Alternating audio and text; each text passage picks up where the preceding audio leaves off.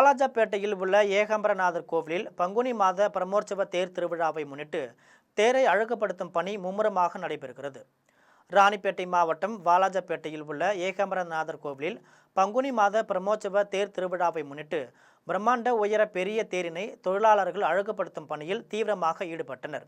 இதனையடுத்து வீதி உலா வரும் வாகனங்களை சரி செய்யும் பணியிலும் தேரின் மீது அமர்ந்திருக்கும் சிம்மம், குதிரை, யானை, ஆளி உள்ளிட்ட பல்வேறு உருவங்களுக்கு நிறைய வண்ணங்களில் வர்ணம் பூசும் வேளையில் அப்பகுதியைச் சேர்ந்த இளைஞர்கள் ஏராளமானோர் மும்முரமாக ஈடுபட்டனர்.